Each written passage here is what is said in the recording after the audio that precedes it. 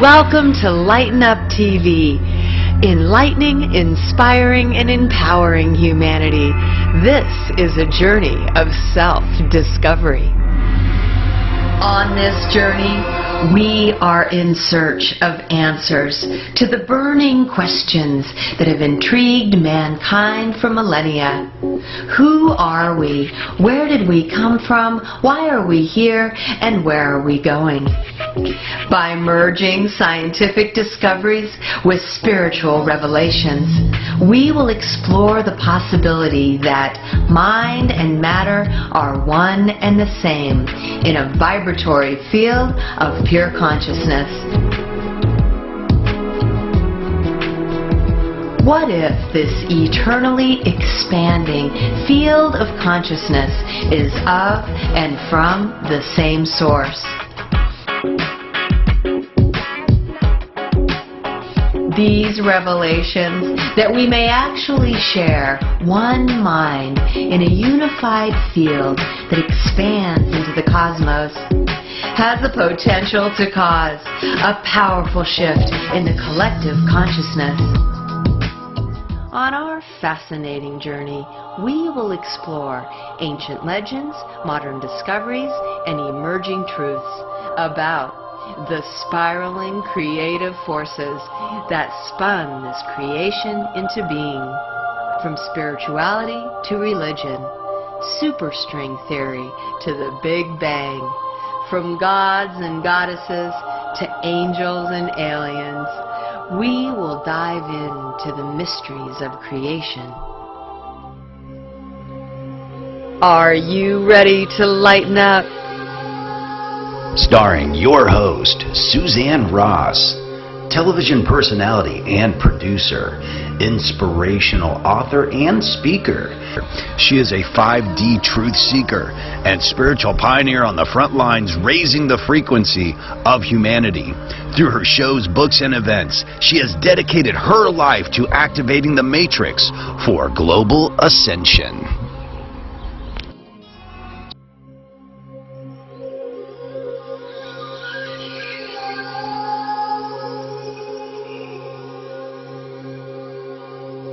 On this episode, we are going to be exploring the ancient mysteries of the American Southwest. We'll examine the possibilities that the ancient people of Egypt, Tibet, and Sedona in the Grand Canyon are all interconnected. What if the ancient Egyptians, Tibetans, and Native Americans are all interrelated as ancient ancestors? To guide us on our journey, we are joined by well-known author, adventurer, and star of the very popular television series Ancient Aliens, David Childress. Welcome, David, and thank you so much for joining us. No, it's good to be here. As we explore the origin and destiny of our civilization here in Sedona, the origin myths of the Native Americans become very intriguing. And I think many people believe they were the first settlers of the American Southwest. But now we may have proof that they are descendants of a much earlier race, maybe even predating our first known civilizations.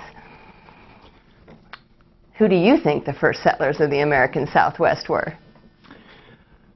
Well, mainstream archaeologists and anthropologists are telling us that all Native Americans walked across the Bering Straits, came from Siberia to Alaska, and then walked down through Canada and ultimately down to Mexico and walked all the way to South America too. Mm-hmm. And the whole idea that ancient people had to walk every place rather than, say, going by boat is a big schism, really, within archaeology and anthropology. And it's what's really known as the schism between isolationists versus diffusionists. So in the isolationist version, oceans are barriers. People can't just get into a boat and go someplace. Well, you know, oceans are barriers. So if you wanted to go from, say, China or Egypt to South America or Mexico or something, well, you have to walk there everywhere through thousands of miles of hostile tribes and everything like that. You just can't get into a boat because oceans are barriers. Now, the flip side of that is that oceans aren't barriers. Oceans are highways. And in fact, the easy way to go to someplace, really, in a distance, is to go by boat. And if you want to look at the highways of a continent, look at the river systems.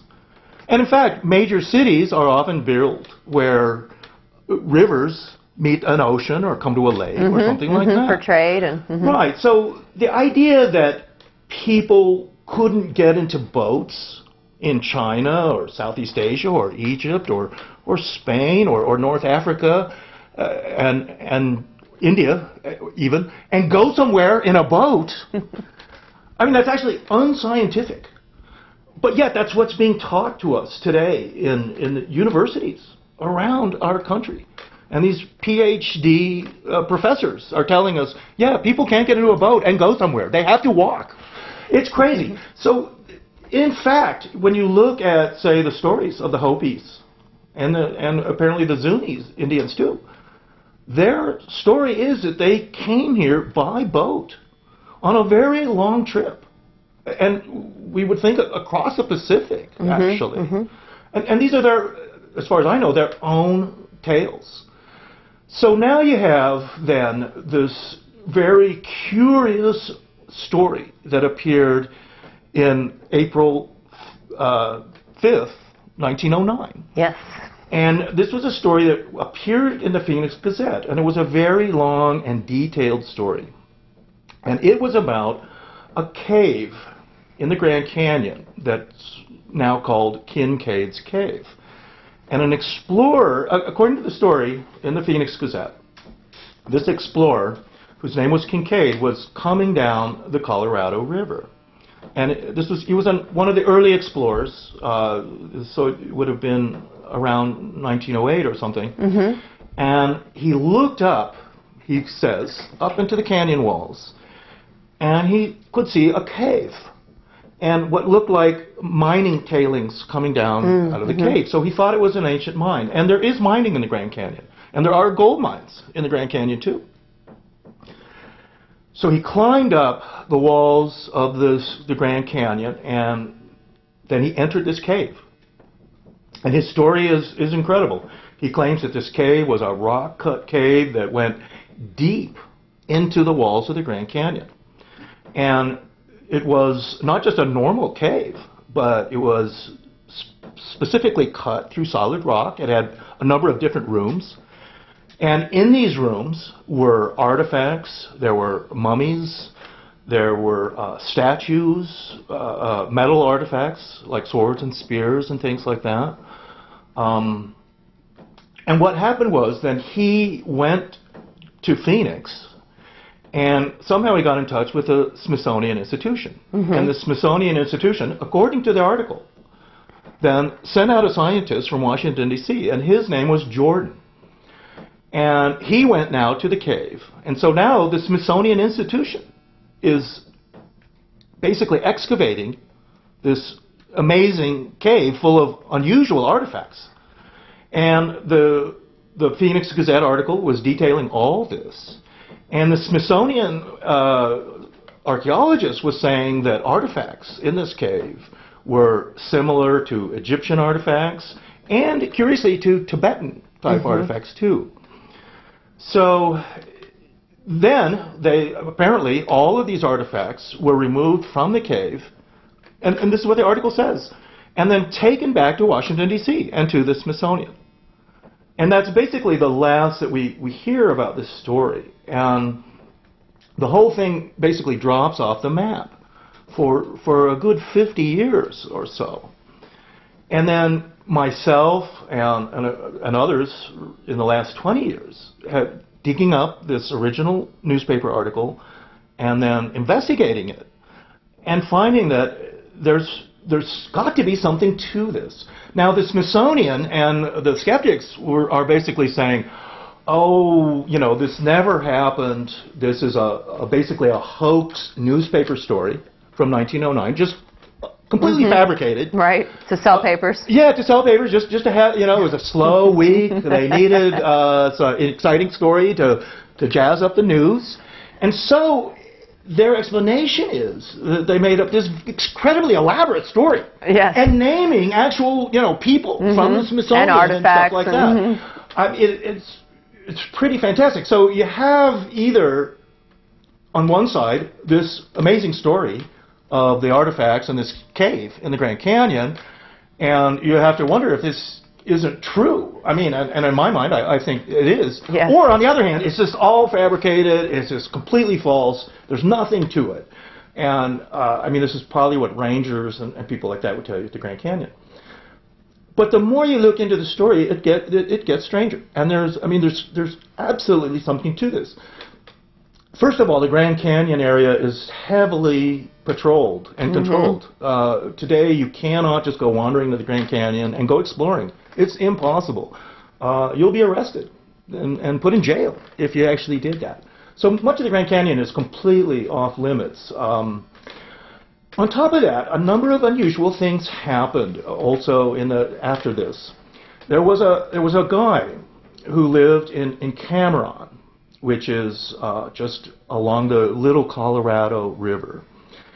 And his name was Seth Tanner, and he was a Mormon explorer and settler. And he, like a number of people, went into the Grand Canyon area, but particularly where the Little Colorado River meets the Big Colorado River. And you have a gorge here too.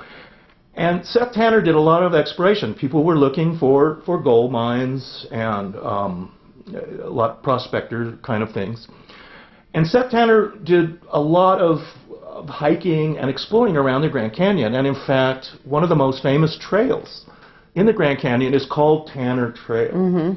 And it's probably the most famous of all the trails that people hike on. And it's named after him, Seth Tanner.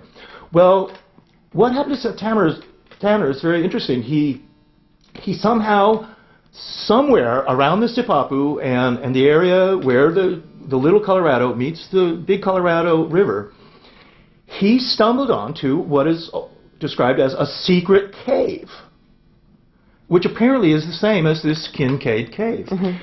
And he went in there and he saw whatever was in there. But when the Hopi Indians caught him, they had to punish him. And in fact, they would have killed him for seeing this secret cave in the Grand Canyon. But he had several wives, and one of his wives was a Hopi woman. So because he was married to a Hopi woman, they wouldn't kill him. But what they did was they blinded him. And they threw some kind of special acid concoction into his eyes. And he was then blind as an old man. And there's a famous photo of him sitting in Cameron. And you see him, and they called him the Bear because he was a big, bushy guy with a big beard. And he would sit there in Cameron at his trading post. And he was blind now. And there's a famous photo of him, and you can see him, and that he's blind. And this was all because he had seen the secret cave in the Grand Canyon. And what the stories there go that, and he was still a wealthy trader. And in fact, his family still has a major trading post in Gallup, as a matter of fact. But what the children would do was, because he was a famous old bushy-haired blind guy in Cameron, the children would sneak up on him and play little games, try to startle him. Because he was blind, yeah. Because he was this blind man. So he was famous in Cameron, but he had apparently seen this secret cave system. So what was in these caves? Apparently what was in there were Egyptian and Hindu and Buddhist and Tibetan type artifacts that were really coming from Southeast Asia. And what was there in Southeast Asia about somehow, say, a couple hundred years BC, 100 BC, 200 BC or something, were these people called the Cham, the C-H-A-M people, the Cham. Okay. And they were seafaring people who were, many of them were actually blacks from Africa. They were very Egyptian, but they were also Hindus, and they were Buddhists too. They were Hindus that had become Buddhists. Many of them, again, were blacks. They occupied certain areas of Southeast Asia, including an island off of Vietnam called Cham, and another megalithic city called My Son. And this is actually in central Vietnam near Da Nang, right where the sort of border was between North and South Vietnam. From this area of Vietnam and this island of Cham, these people went out into Indonesia, to Cambodia, and places like that, and they swept out into the Pacific, apparently. They were tremendous seafarers. They were coming to Mexico. They were associated, I believe, with the Olmecs of ancient Mexico. And actually, they go back to about 1000 BC. They also came up into the Colorado area, into Southern California and Southern Arizona. There they would have been in contact with the Hohokam people of the Phoenix area, but they moved up into this area. And apparently they were looking for things like they wanted to find the center of the world. Places like the Grand Canyon were of extreme interest to them. And they moved farther even east into the Zuni area, which is on the Continental Divide. And the Continental Divide is really right there in New Mexico, right where Zuni is, and Chaco Canyon, and these areas here. Chaco Canyon is another mysterious city that was abandoned. And so this is part of the thing, is that what happened was in this area of the Southwest, around Sedona and Cottonwood and the Grand Canyon and Wapaki areas, there was a very thriving civilization here for a while, and they were mining at the Jerome mines. Okay, this was an active copper mine then, and that's what Tuzi Gut is all about. Tuzi Gut being these freestanding ancient ruins, and even now mainstream archaeologists don't know who built Tuzi Gut. But obviously, all these things are related. The Hohokams in Phoenix, Tuzi Gut, the Hopis on their Hopi mesas, and the Zunis in the farther east, in New Mexico, were all connected. And ruins like Wupatki, which is also near Cameron. I mean, these are abandoned and large ruins with ball courts and things like that. But and again, mainstream archaeologists they don't know who built these things. They ascribe Tuzi Gut and Wupatki to some unknown people, and they just make up a name for them. Oh, they're the Sinagua, the no water people, and they're the Anasazi, the ancient ones who came before. But in reality, clearly the Hopis and the Zunis are connected to all of these sites. And the builders of these places, and in Sedona too, and the ruins there, are all really built by the ancestors of the Hopis and the Zunis, really. Which you're implying are the Cham, the people from Cham? The Cham, that's right. So these people, the Hopis and the Zunis, apparently are the remains of these Asians who had come across the Pacific into this area, and at least for some hundreds of years established various cities, built ball courts, built the mines at Jerome. Always these people are after metals. And this is one of the mysteries, too, of North America. When Europeans first began moving west into the Midwest, the Indians that they found living in the plains were all living in the Stone Age. They didn't have metals. Even though we know that thousands and thousands of tons of pure copper came out of Ile Royale in Lake Michigan. And copper scrolls and copper weapons have been found in mounds in Illinois and Ohio and Missouri and Wisconsin and other areas like that. But the Indians, who were the Plains Indian at the time of the European expansion, didn't have metals. They lived in the Stone Age, literally.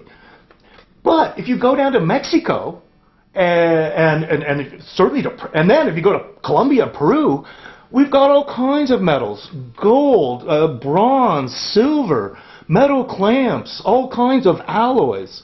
So in South America and in Mexico, there was tremendous metallurgical technology being used, and they had all kinds of metals and swords and metal arrowheads and daggers and things like that. They had all that, and so the Southwest was the same. And so there were active mines, copper mines, in southern Arizona and in the Sedona, Cottonwood, Jerome area.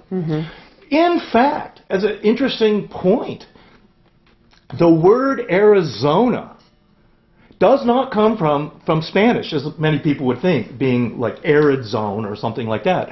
The word Arizona comes from a Toltec silver mine, which is actually still in Mexico. It's right on the border of what is southern Arizona, and northern Mexico, and it was a silver mine called Arizonac. Okay, yeah, and from that silver mine, the name of that silver mine, Arizonac, is where we get the word Arizona. So Arizona is ultimately a Toltec Hohokam word for this silver mine. I was going to say, where they did a lot of mining. And so Arizona is that today.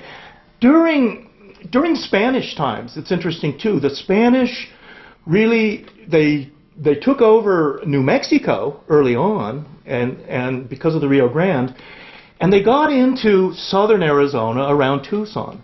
But the area of Phoenix and northern Arizona, this area here of Sedona and the Grand Canyon, was an area that the Spanish never controlled. And they called it Apacheria. They called it like Apache land. Because once you got into northern Arizona, you were in a very, very dangerous area of the Apaches. And the Apaches, in fact, were the bitter enemies of the Hopis and the Zunis. In fact, the word Apache is a Zuni word for enemy. The Apaches didn't call themselves Apaches. That's what the Zunis called them. The Apaches call themselves the Dine. We are the people. And the Apaches, the Dine people, are also the Navajos are also an offshoot of Apaches. And they're very much newcomers into this area. The Apaches arrived here only about 100 years before the Spanish. Where do you think they came from? The Apaches they're a Siberian tribe who they swept down from Siberia, but they didn't do it 10,000 years ago. They did it around the time of Genghis Khan. So around 1200 AD, what was happening in Mongolia and Siberia was Genghis Khan and his armies were running amok and taking over China and changing everything. At that time, apparently, a large exodus of Siberians went literally to Alaska and then came down through Canada into the Midwest. And this was around the year 1200, 1250 or something AD. And as they swept down into the Midwest, into Wisconsin and Illinois and Missouri, into that area, they sieged all of these pyramid cities there. Okay, and in fact, one of the largest pyramids in the world is actually in southern Illinois. It's called the Cahokia Mound. And it's a huge pyramid of the sun. They are earth pyramids. And opposite it, along a big plaza, is Pyramid of the Moon. And all of these cities, which were pyramid cities all along the Mississippi, these mound builders, and they were in the Ohio too, and each one was very much what we call like the frontier forts of old time, with big wooden stockades around the city as defenses and then inside these wooden stockades would be these pyramid cities. But the Apaches then sieged all of these cities and destroyed them, burned them down. One of the things that the Apaches had, coming from Siberia, they had a long bow. They had what we call a compound bow. So it was a stronger bow. In a sense, their weaponry was superior to that of the natives who were living here now, because they only had smaller bows and throwing sticks, what we call an atlatl, which is also used by the Aztecs and stuff. So as the Apaches swept down through the Midwest, they basically decimated the central part of America, killing almost everybody and destroying all the cities. Then they swept westward, and they came up the Arkansas River up through Spiro Mound, and then ultimately entered southern Colorado and New Mexico. And now the farthest east of all of the pueblos is the Pecos Pueblo, which is east of Santa Fe. And it too was like Zuni or some of the other pueblos like Taos.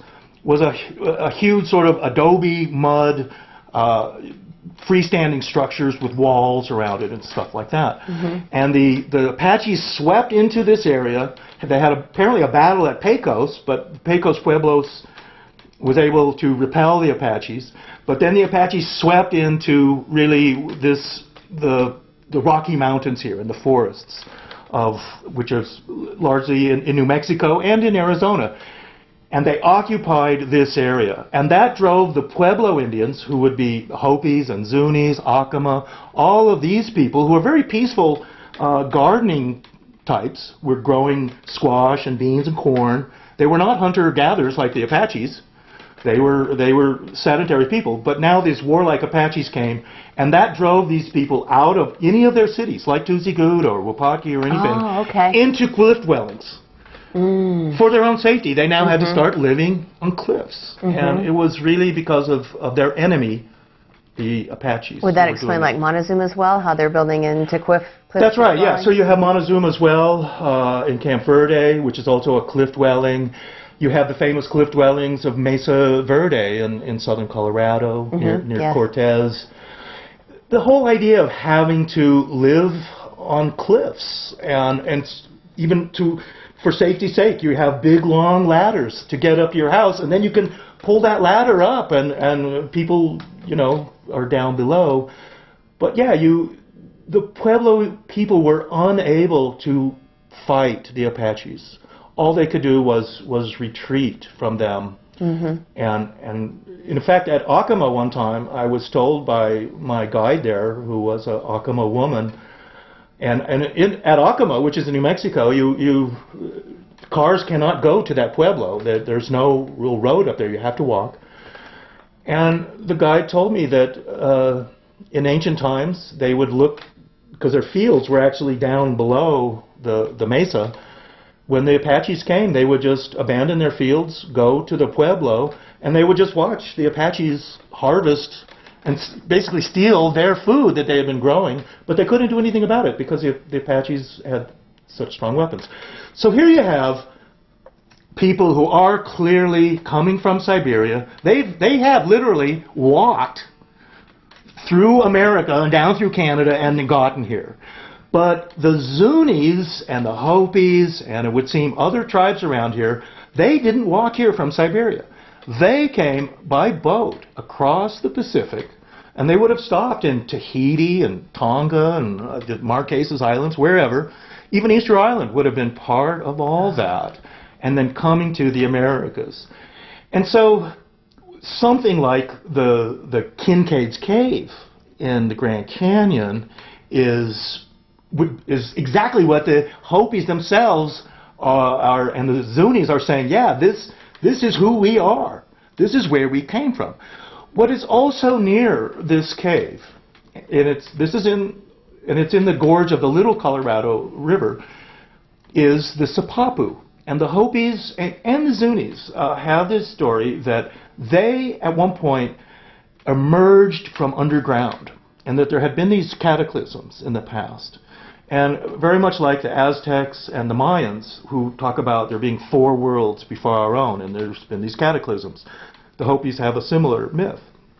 And they claim that during the last cataclysm, in order to survive what was going on, earth changes and other things above them, they went underground, and that they claim they lived with the ant people in this underground world. And that eventually they emerged through this hole in the ground, which they call the Sipapu. Well, there is a place there in the Little Grand Canyon Gorge, and it is this dome, and it has a hole. It's a kind of a volcanic dome, but you're not really allowed to go to it. Very few people can go to this place. Certain Hopi and Zuni chiefs are allowed to go there. Certain rangers have been there, of course, and there are photographs of it. But it's this hole going down into the earth.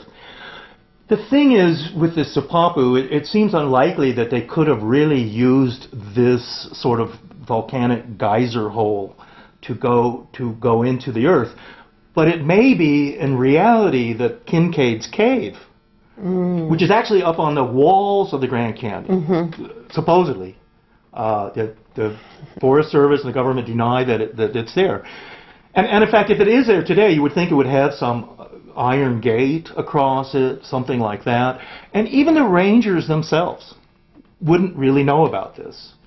And when I've spoken with rangers at the Grand Canyon and asked them if they even are familiar with the story of Kincaid, most of them they've never heard of it. They know absolutely nothing about it.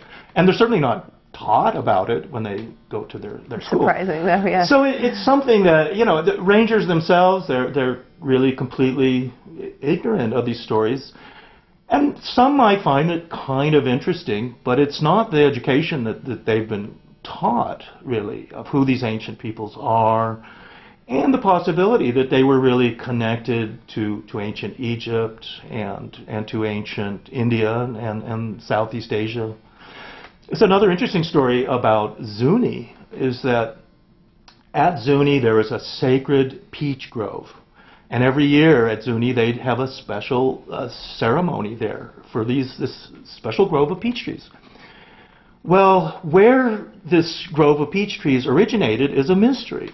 And in fact, peaches are from China, and it's difficult to grow peaches. And the mainstream explanation for the peach grove at Zuni is that somehow the very early Spanish explorers, when they arrived at Zuni, in that story, brought with them some peaches and gave the peach seeds to the Zunis, and they grew that. But that's not the Zuni story. They claim they've had these peaches there for many, many generations, for a long time. And that it would seem that also these peaches were also coming originally exactly from China, yes, across the Pacific and abroad here. Very fascinating. And so on Ancient Aliens, I've heard that the Hopis really believed that when their ancestors' dwellings were destroyed by these catastrophic events, that they were rescued by the star people or ant people, and they followed a light in the sky that led them to these caverns in the Grand Canyon. And then they lived underground with these ant people who nurtured and progressed them through many levels before emerging into the fourth world. Yeah, I mean, it's a very strange story, the whole thing of the ant people and living underground, and I think there's something to it for sure. Just exactly what the real story is, I mean, it's a mystery, I think. Who's to know? Yeah. Speaking of star people, anybody who comes to Sedona and spends any time in the gift shops or the visitor centers are going to see these very strange dolls called kachinas. Can you help us understand who these kachinas might be? Well, the Hopis believe that they are these star people who come down and are guiding them and helping them. And certainly when you look at kachinas, they look like they're kind of helmeted astronauts and things like that. I mean, there's something to that. And I mean, I'm a believer that our planet has had many civilizations and cataclysms, and that ancient civilizations also had flight. We have all the stories of Vimanas and machinery. What ancient people, just like today, I mean, they're looking for metals and mining in order to really make machines and high technology. You need metals, and you need ultimately electricity. And I believe ultimately in ancient Egypt and in ancient India and in many places around the world, the evidence is there that ancient civilizations had, of course, iron tools, all kinds of different tools, diamond-tipped tools. They had electricity, they had machines, they had giant ships, they had amazing weapons, they had all kinds of electrical devices, and they had, in my mind, airships too, which in the ancient Sanskrit texts they call them Vimanas, and they're within, particularly in ancient India, I mean, very, very detailed texts discussing this and these airships, and there's no question that they're talking about flying air vehicles. Modern archaeologists just dismiss this, saying that, well, they just couldn't have had flight and electricity and all these metals because, well, They were primitive. Yeah. But yeah, part of it is this idea, is how we look at the past. Modern historians are trying to tell us that, well, the way we are now is just ancient man down here, it's caveman, and then just draw a straight line up here. Here we are today, modern technological man. But that's not really the way history has gone. History is not some straight line graph, Stone Age man to here. It's a roller coaster of ups and downs, and dark ages, and ages of science and enlightenment, and then some cataclysmic change and destruction. So this Stone Age times have come and gone a number of times.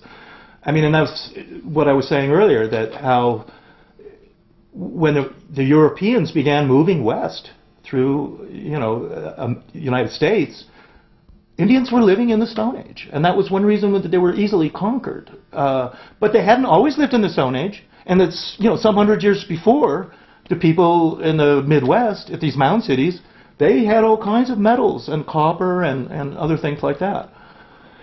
The other thing that I would just point out, and with the ancient people coming here in boats, really, is that even when you have technology and electricity and airships, still people travel in boats. And most of our commerce today is still done by ship.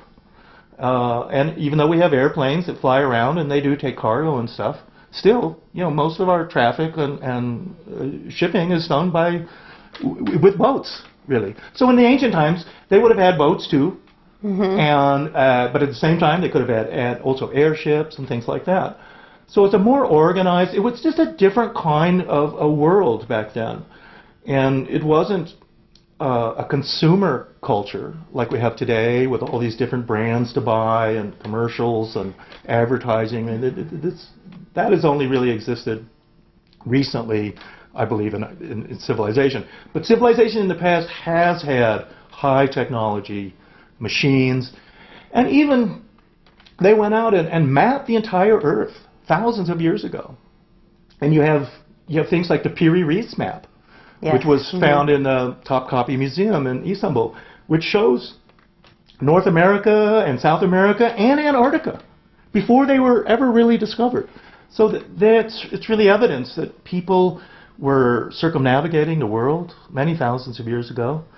And anybody with any high culture, the Egyptians, the Chinese, the Romans, North Africans, Basque, the Etruscans, you name it, just about anybody with a boat could have gone anywhere. And certainly crossing oceans is not that difficult. So it feels like you're suggesting there were advanced civilizations in the past, but they may have been wiped out by cataclysms, and then we had to start all over again? Right, and you would have pockets of the world where technology still existed and civilization was still holding on, basically. But other areas are wiped out. And ultimately, in that way, we look at areas, we think that certain places are so remote, like the American Southwest, or places like Easter Island. The Hawaiian Islands are extremely remote. But in actuality, in ancient times, people, they went all over the world, even Antarctica, mapping it, and this area too. So people have been coming to the Grand Canyon and the Sedona area and the Four Corners area for thousands and thousands of years. Explorers, and naturally you're going to have traders coming up from Mexico City and Teotihuacan areas. You're going to have Toltec and Aztec and Mayans even coming up here, and they know that. They found, like at Chaco Canyon and stuff, they found evidence of chocolate being brought up here, of special exotic feathers from parrots and things that can only come from the jungles of Central America.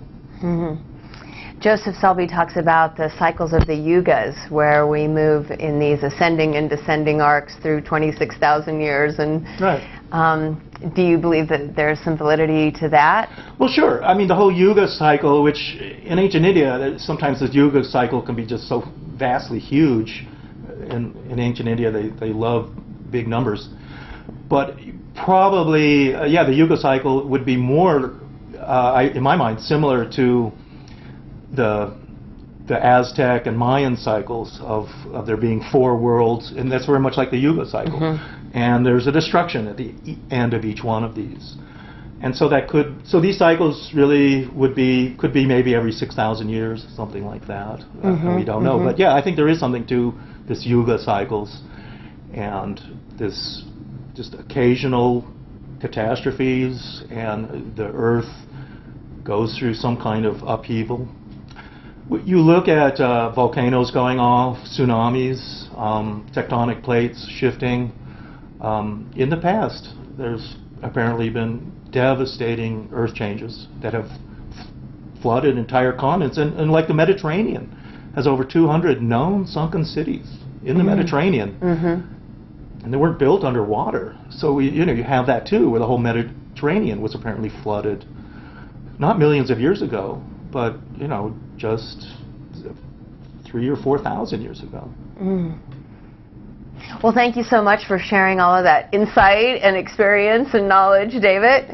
It really does seem like the Egyptians and the Tibetans, the Hindus and the Buddhists were connected to the ancient civilizations of the America's Southwest. Thank you so much for joining us for this intriguing episode. We'll see you next time.